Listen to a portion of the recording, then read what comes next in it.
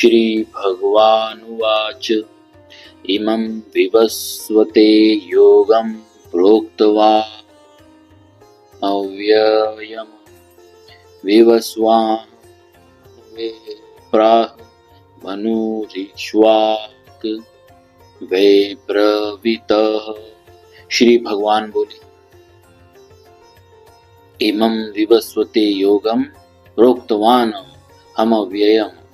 भगवान ने जिन सूर्य, मनु और इक्ष्वाकु राजाओं का उल्लेख किया है वे सभी गृहस्थ थे और उन्होंने गृहस्थाश्रम में रहते हुए ही कर्मयोग के द्वारा परम सिद्धि प्राप्त की थी। अतः यहाँ के इमं अव्ययम योगम पदों का तात्पर्य पूर्व प्रकरण के अनुसार तथा राज परंपरा के अनुसार कर्मयोग लेना ही उचित प्रतीत होता है। यद्यपि पुराणों में और उपनिषदों में भी कर्मयोग का वर्णन आता है, तथापि वह गीता में वर्णित कर्मयोग के समान सांगोपांग और विस्तृत नहीं है।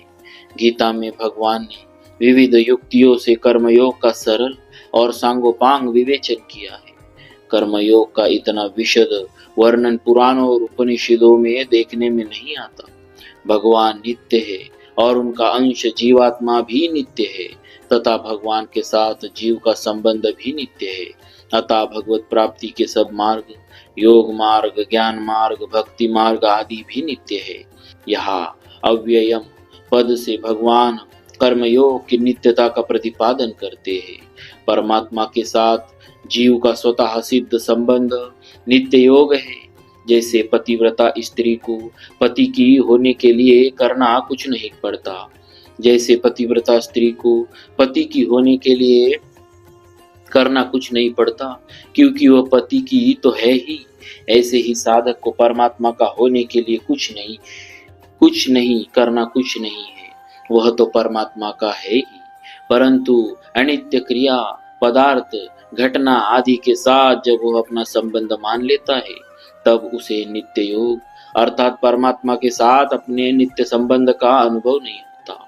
अतः उस अनित्य के साथ माने हुए संबंध को मिटाने के लिए कर्मयोगी शरीर, इंद्रिया, मन, बुद्धि आदि मिली हुई समस्त वस्तुओं को संसार की ही मानकर संसार की सेवा में लगा देता है।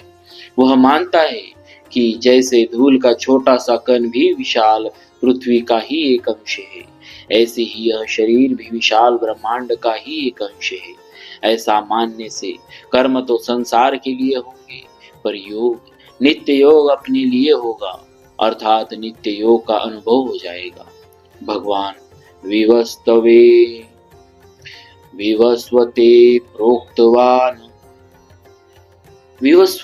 प्रोक्तवान पदों से साधकों को मानो यह लक्ष्य कराते हैं कि जैसे सूर्य सदा ही चलते रहते हैं अर्थात कर्म करते ही रहते हैं और सबको प्रकाशित करने पर भी स्वयं निर्लिप्त रहते हैं, ऐसे ही साधकों को भी प्राप्त परिस्थिति के अनुसार अपने कर्तव्य कर्मों का पालन कर स्वयं करते रहना चाहिए। गीता 3 अध्याय का 19वां श्लोक। और दूसरों को भी कर्मयोग की शिक्षा देकर लोक संग्रह करते रहना चाहिए, पर स्वयं उनसे निर्लिप्त, निष्काम, निर्मम और अनासक्त रहना चाहिए। सृष्टि में सूर्य सबके आदि है।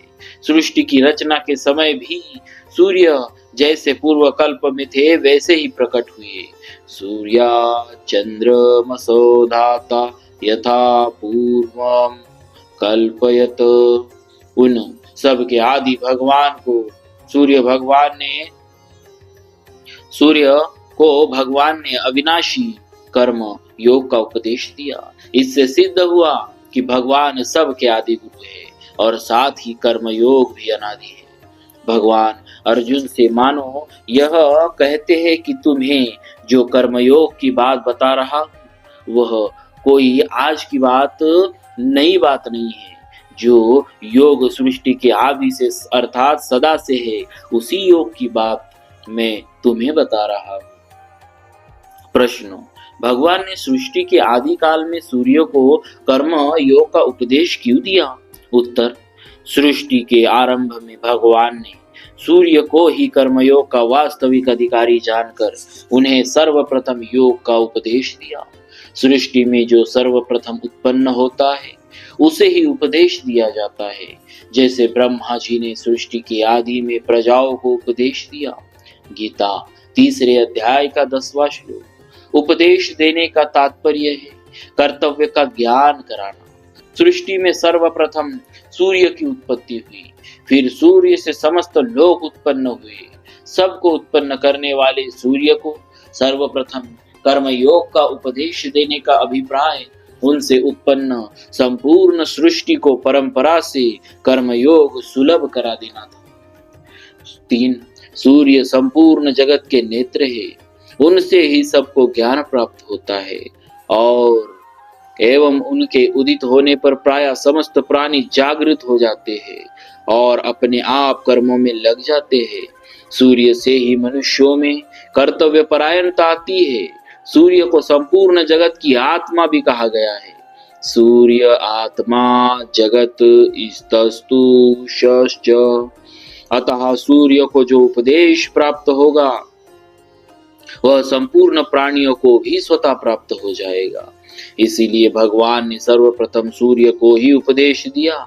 वास्तव में नारायण के रूप में उपदेश देना और सूर्य के रूप में उपदेश ग्रहण करना जगन्नाट्य सूत्रधार भगवान की एक लीला ही समझनी चाहिए, जो संसार के हित के लिए बहुत आवश्यक थी। जिस प्रकार अर्जुन महान ज्ञानी नर ऋषि के अवतार थे, परंतु लोक संग्रह के लिए उन्हें भी उपदेश लेने की आवश्यकता हुई, ठीक उसी प्रकार भगवान ने स्वयं ज्ञान स्वरूप सूर्य को उपदेश दिया, जिसके फल स्वरूप संसार का महान उपकार हुआ, हो रहा है और होता रहेगा। विवस्वान मनवे प्राह मनु ऋक्ष्वाक वैब्रवित। कर्मयोग गृहस्थों की खास विद्या है। ब्रह्मचर्य, गृहस्थ, वानप्रस्थ और संन्यास, इन चारों आश्रमों में गृहस्थ आश्रम ही मुख्य है, क्योंकि गृहस्थ आश्रम से ही अन्य आश्रम बनते और पलते हैं। मनुष्य गृहस्थ आश्रम में रहते हुए ही अपने कर्तव्य कर्मों का पालन करके सुगमता पूर्वक परमात्मा प्राप्ति कर सकता है। उसे परमात्मा प्राप्ति के लिए आश्रम बदलने की जरूरत नहीं। भगवान ने सूर्य, मनु, इक्ष्वाकु आदि राजाओं का नाम लेकर यह बताया है कि कल्प के आदि में गृहस्थों ने ही कर्मयोग की विद्या को जाना और गृहस्थ आश्रम में रहते हुए ही उन्होंने कामनाओं का नाश करके परमात्मा तत्व को प्राप्त किया। स्वयं भगवान श्री कृष्ण और अर्जुन भी गृहस्थ थे, इसीलिए भगवान अर्जुन के माध्यम से मानो संपूर्ण गृहस्थों को सावधान उपदेश करते हैं कि तुम लोग अपने घर की विद्या कर्मयोग का पालन करके घर में रहते हुए ही परमात्मा को प्राप्त कर सकते हो। तुम्हें दूसरी जगह जाने की जरूरत नहीं। गृहस्थ होने पर भी अर्जुन प्राप्त कर्तव्य कर्म युद्ध को छोड़कर भिक्षा के अन्न से जीविका चलाने को श्रेष्ठ मानते हैं, अर्थात अपने कल्याण के लिए गृहस्थ आश्रम की अपेक्षा संन्यास आश्रम को श्रेष्ठ समझते हैं। इसीलिए उपर्युक्त पदों से भगवान मानो यह बताते हैं कि तुम भी राजघराने के श्रेष्ठ गृहस्थ हो। कर्मयोग तुम्हारे घर की खास विद्या है, इसलिए इसी का पालन करना तुम्हारे लिए श्रेयस्कर है। सन्यासी के द्वारा जो परमात्मा तत्व प्राप्त किया जाता है, वही तत्व कर्मयोगी गृहस्थ आश्रम में रहकर भी स्वाधीनता पूर्वक प्राप्त कर सकता है। अतः कर्मयोग गृहस्थों की तो मुख्य विद्या है, पर संन्यास आदि अन्य आश्रम वाले भी इसका पालन करके परमात्मा तत्व को प्राप्त कर सकते हैं। प्राप्त परिस्थिति का सदुपयोग ही कर्मयोग है। अतः कर्मयोग का पालन किसी भी वर्ण, आश्रम, संप्रदाय, देश, काल आदि में किया जा सकता है। किसी विद्या में श्रेष्ठ और प्रभावशाली पुरुषों का नाम लेने से उस विद्या की महिमा प्रकट होती है, जिससे दूसरे लोग भी वैसा ही करने के लिए उत्साहित होते हैं। जिन लोगों के हृदय में संसारिक पदार्थों का महत्व है, उन पर ऐश्वर्यशाली राजाओं का अधिक प्रभाव पड़ता है। इसीलिए भगवान सृष्टि के आदि में होने वाले सूर्य का तथा मनु आदि प्रभावशाली राजाओं के नाम लेकर कर्मयोग का पालन करने की प्रेरणा करते हैं।